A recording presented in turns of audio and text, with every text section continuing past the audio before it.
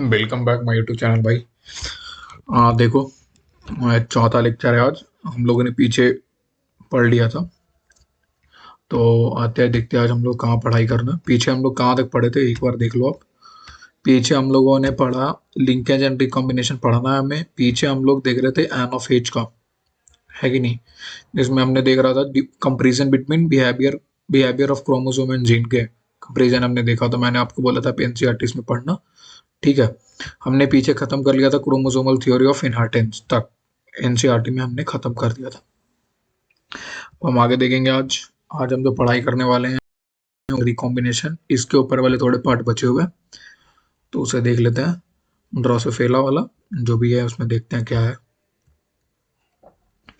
तो देखो, यहाँ पे लिखा है following this synthesis of idea experimental verification of the chromosomal theory of inheritance by Thomas and Morgan and his colleague led to discovering the basis of variation the sexual reproduction produce. यहाँ बोल रहा है कि ये जो idea आ रहा था chromosomal theory of inheritance, जो मेंडल के प्रिंसिपल पे ही थे, लॉ सेग्रीगेशन लॉ पे थे, कि कुछ ना कुछ अलग अलग हो जाते हैं, जिसमें हमने देखा था ड्रोसोफिला में मिलैंगोस्टर मेल और फीमेल के अंदर मेल छोटा था फीमेल बड़ा था। तो ये वाला जब हम देखते हैं तो उसी तरीके का हम एक और एग्जांपल इसमें हम देख रहे हैं कि इसमें बोला जा रहा है कि इज नॉट डिस्कवर किया on the basis of variation that sexual reproduction produce. ये किस तरीके देख कब पाए, जब थॉमस एंड मॉर्गन ने इस क्रोमोसोमल थ्योरी ऑफ इनहेरिटेंस को जब देखा, तो कब देख पाए, जब इन्होंने देखा कि सेक्सुअल रिप्रोडक्शन के अंदर वेरिएशन आ रहा है। कौन सा रिप्रोडक्शन? सेक्सुअल रिप्रोडक्शन के अंदर वेरिएशन आ रहा है, अर्थात बेंडिंग आ रहा है, वेरिएशन आ रहा है। तो Morgan work with the Tinni fruit fleas, जिसको हम लोग बोलते हैं टिन्नी फ्रूट फ्लीज थे, उस पर मॉर्गन काम कर रहा था, ठीक है। उसका नाम था ड्रोसोफिला मिलैंगोस्टर। देख रहा फिगर 10.10 में दिया हुआ है। Which were found very suitable for such studies, जो कि नॉर्मल है, पढ़ाई के लिए बहुत अच्छी है। They could be grown on the simple synthetic, कहाँ पे हो रहा है? Simple synthetic medium in laboratory, laboratory के अंदर इसे ग्रो करवाया गया। They complete their life cycle in two 2 weeks. अच्छा, अब दूसरी बात है कि देखो ड्रोसोफिला मिलैंगोस्टर क्यों लिया गया, क्योंकि ये जो अपना इसके पीछे रीजन हो सकता है। एक तो इस पे आसानी से स्टडी किया जा सकता है, ओपन में दिया है, दिख रखा है एनसीईआरटी के which were found very suitable for study, मतलब सुटेबल है, नाम से आप स्टडी कर सकते हो। दूसरा सबसे बड़ी बात ये है कि लेबोरेटरी के अंदर इसे मैं बना सकता हूँ, ठीक है। तीसरा जो सबसे बड़ी बात है, तीसरा जो सबसे इंपॉर्टेंट मुझे लगता है जो बात है, कि इनका जो लाइफ साइकिल है सिर्फ 2 वीक का है कि नहीं। और ये single meeting code produce a large number of progeny files. और एक मीटिंग अगर इनका हम करवाइएगा, एक अगर रिप्रोडक्शन करते हैं, अगर एक बार ये रिप्रोडक्शन करते हैं, रिप्रोडक्शन होता है इनका, तो उसमें से बहुत सारे प्रोजेनी जो फ्लाइज हैं वो पैदा होते हैं, प्रोड्यूस होते हैं बहुत सारे लार्ज नंबर में सिंगल मीटिंग में।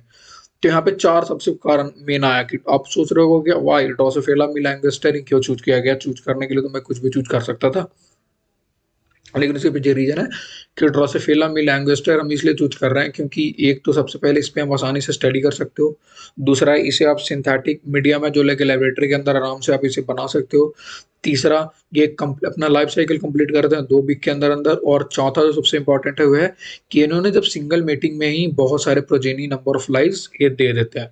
Also there was a clear differentiation of the sexes. और दूसरा की सबसे, और इसमें और भी देखो लिखा है कि और भी ये है कि इनका जो डिफरेंशिएशन है सेक्स में आराम से आप कर सकते हो कि कौन सा मेल है कौन सा फीमेल है। मेल होगा छोटा होगा, फीमेल होगा बड़ा होगा, है कि नहीं। The male and female flies are easily discernible, and also it has many type of hereditary variation that can be seen with the lower power of microscope। अगर इसमें लोअर पावर ऑफ माइक्रोस्कोप में देखा तो और भी आप चीजें अलग कर सकते हैं। तो यहाँ पे बोला गया कि क्रोमोसोमल थ्योरी ऑफ इनहेरिटेंस का जो मेन मकसद था वो था कि अब दिखाना था कि देखिए इनहेरिटेंस होती है, क्रोमोसोम से भी हो रही है। क्रोमोसोम जो है वो, मतलब कि क्रोमोसोम और जीन के बीच में जो डिफरेंस है उस पे इस लॉ को दिया गया था, ठीक है। उसे समझने के लिए क्रोमोसोम और जीन क्या है, लेकिन यहाँ पे जो लॉ था क्रोमोसोमल थ्योरी ऑफ इनहेरिटेंस, ठीक है। क्रोमोसोमल थ्योरी ऑफ इनहेरिटेंस मतलब क्या, कि भाई जो थ्योरी क्रोमोसोम है उसके थ्रू इनहेरिटेंस में क्या प्रभाव, उसमें उसके थ्रू हेरिडिटरी जो उसके थ्रू प्रोजेनी है उसके में क्या क्या जाता है, वो था क्रोमोसोमल थ्योरी ऑफ इनहेरिटेंस। इसमें ड्रोसोफिला मिलैंगोस्टर को इसलिए चूज किया गया उसके पीछे रीजन, क्योंकि 4 रीजन है, ठीक है। अब हम पढ़ते हैं सब, इसके बाद हम देखते हैं लिंकेज एंड रिकॉम्बिनेशन, हम इसी को देखेंगे, इसी पे देखेंगे।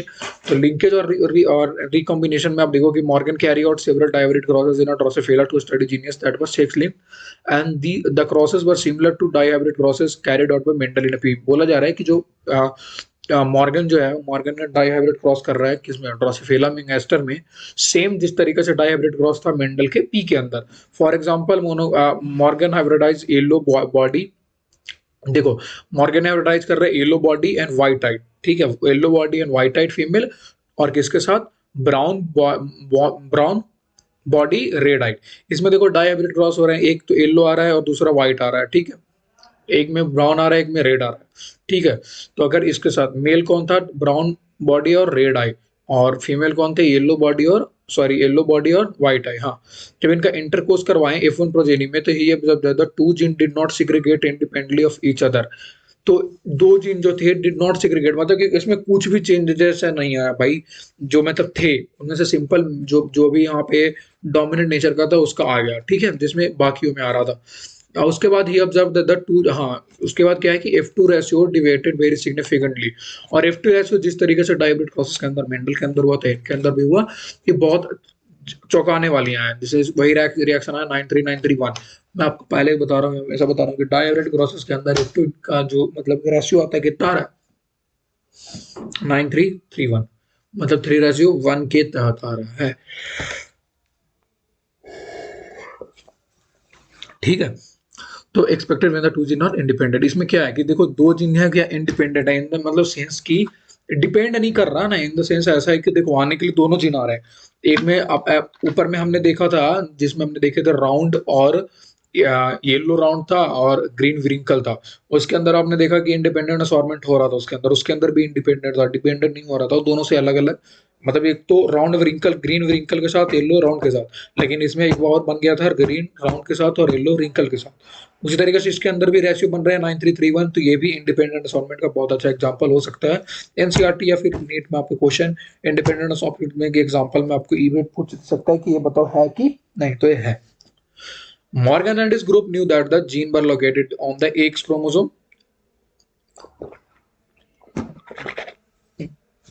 सॉरी, मॉर्गन और उनके जो सहपाठी थे, उनके जो दोस्त थे, उन्होंने उन्हें पता था पहले से कि जो जीन है वो are located on the X chromosome, and saw quickly when the two gene in a hybrid crosses were situated on the same chromosome, the proportion of the parental gene combination were much higher than the non parental में। यहाँ पे देखो अलग बात है कि Morgan attribute this due to physical association और linkage to the two gene are coin term as linkage. Linkage यहाँ पे बोला जा रहा है कि जो आप इसमें सिंपल है, मॉर्गन को पता था कि एक्स क्रोमोसोम पे जो है जीन का लोकेशन कहाँ है, एक्स क्रोमोसोम पे।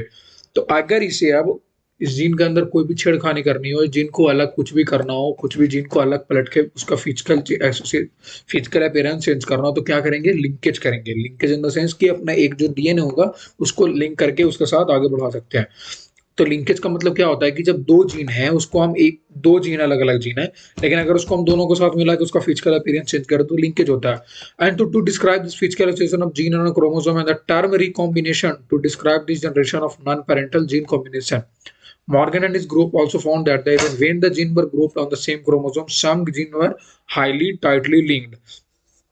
ये देखो सिंपल है, इसके में ज्यादा कुछ करना नहीं है, इसमें अब सिंपल है, यहाँ जो जब इसमें क्रॉस, एक मेल था मेल वाइट येलो वाइट और इसमें वाइल्ड टाइप, ठीक है, जब इसका क्रॉस करवाया गया, ठीक है, क्रॉस ए देखो, तो क्रॉस ए में क्या हुआ कि येलो वाइट तो आ रहा था, साथ साथ वाइल्ड टाइप भी आ रहा है, और इसमें एक ब्लेंडिंग से हो रहा है, ठीक है, F1 जनरेशन के अंदर। इसके अंदर क्रॉस बी में भी देखो सेम कहानी हो रही है, ठीक है। तो जब इसमें देखा जाएगा तो पेरेंटल जो टाइप थे, पेरेंटल टाइप में क्या 98.7 पेरेंटल जीन आ रहा है, और रिकॉम्बिनेंट टाइप मतलब रिकॉम्बिनेंट इन द सेंस हम सिंपल ये बोल सकते हो कि आप देखो यार रिकॉम्बिनेंट टाइप जो आपका आ रहा है 1.3 आ रहा है। इसका मतलब क्या कि जो हमने ये क्या लिंकेज करवा रखे थे, लिंक जब हमने किया इसको, जब F1 जनरेशन में जो हमने लिंक किया, तो जो F2 जनरेशन के अंदर हमने जो पा रहा है वो क्या मिल रहा है हमें, थोड़ा रिकॉम्बिनेंटेड मिल रहा है। और रिकॉम्बिनेंटेड इन द सेंस मतलब क्या कि उसमें थोड़ा सा ये मिल रहा है, क्या बोलते हैं, लिंकेज मिल रहा है, ठीक है।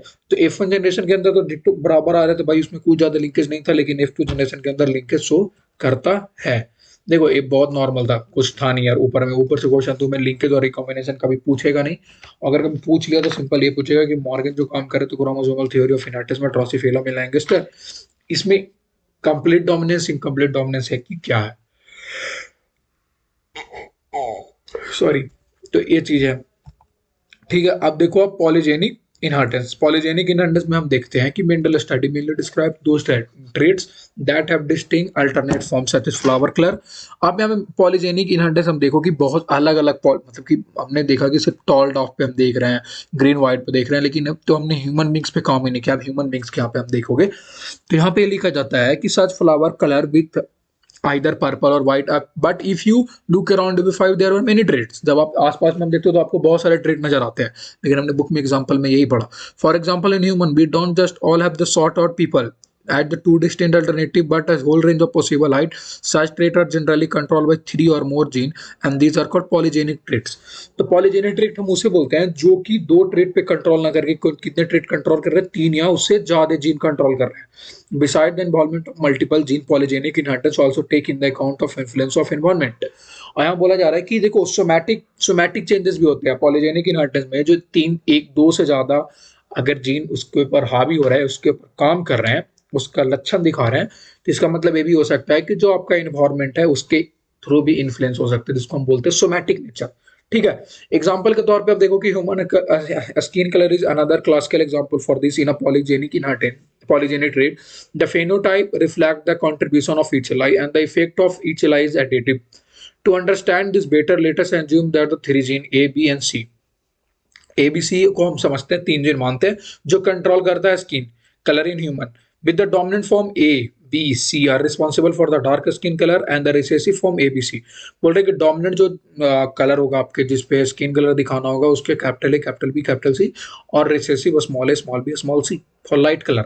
डार्क अगर डार्क स्किन दिखाना होगा तो उसमें क्या है, ए बी सी कैपिटल और लाइट का small A B C. The genotype with all dominant alleles double A, double B, double C will have the darkest skin color, and that with all the recessive alleles small a, small b, small c will have the lightest skin color.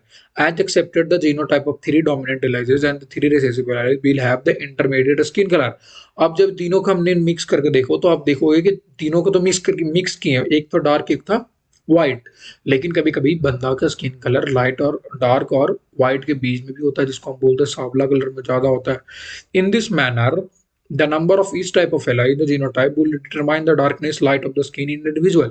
इसका मतलब क्या होता है कि जो दिया गया है एलिसिस हमने देखा, जो लाइट और डार्क करके थे वो दोनों तो अपने काम कर रहे हैं, इंडिविजुअल अलग अलग काम कर रहे हैं, लेकिन साथ साथ वहां पे कभी कभी अलग दूसरा भी ब्लेंडिंग शो करता है। तो पॉलीजेनिक इनहेरिटेंस हम किससे बोल रहे हैं, पॉलीजेनिक इनहेरिटेंस हम उसे बोलते हैं कि उसमें 1 से 3 से ज्यादा ट्रेट काम कर रहा हो, और ये तीनों जो ट्रेट काम कर रहे हैं इसमें से आपने देखा कि 2 जो काम कर रहे हैं, जो इसका मेन जो डोमिनेंट और रिसेसिव है उसके अलावा भी कोई ना कोई एक जिसको कर देता है। ठीक है, ये था पॉलीजेनिक इनहेरिटेंस। अब आप देखो पीलियोट्रॉपी। पीलियोट्रॉपी हम किसे बोलते हैं, we have so far seen the effect of gene on a single phenotype और trait. There are however instance where a high single gene sorry where a single gene can exhibit multiple phenotype expressions। such expression is called paleotropic। paleotropic हमने बोला कि भाई उसमें mutation हो रहा है, मतलब जो जीन है, जीन के अंदर जो डीएनए है, डीएनए में म्यूटेशन हो रहा है, बहुत सारे म्यूटेशन हो जा रहे हैं। इसका मतलब कि 3 से भी ज्यादा, बहुत ज्यादा, तो उसमें हमको उसको क्या बोलते हैं, paleotropy। And the underlying mechanism of paleotropy in most cases is the effect of gene on a metabolic pathway which contribute towards different phenotypic। अब यहाँ पे कि देखो हमें phenotypic अगर चेंज करना हो तो हम कहाँ पे बात करेंगे, डीएनए के उसका मेटाबॉलिक पाथवे को हम डिस्टर्ब, उसके मेटाबॉलिक पाथवे के थ्रू हम पीलियोट्रैपिक बना सकते हैं। पीलियोट्रैपिक हम देखो, रुक जा यार, an example of this is the disease phenylketonuria। आप पीलियोट्रैपी का एग्जांपल अब देखो तो उसका सबसे अच्छा एग्जांपल कौन है, phenylketonuria which occur in humans, जो एक ह्यूमन के अंदर हो रहा है, and the disease is caused by mutation in the gene that code for the enzyme phenylalanine। यहाँ पे देखो phenylalanine hydroxylase है एक और डिजीज जिसके म्यूटेशन के थ्रू हो रहा है जीन के अंदर, सिंगल जीन म्यूटेशन है, इसमें के अंदर भी पीलियोट्रॉपिक है, इसका एग्जांपल है। And this manifest itself through a phenotypic expression characterised by mental retardation and a reduction in hair skin pigment. Skin pigment के अंदर आप देखो पीलियोट्रैपिक होगा, मेंटल रिटार्डेशन के अंदर भी होगा, और रिडक्शन इन हेयर के अंदर भी होगा। तो पीलियोट्रॉपी हम इसे बोलते हैं।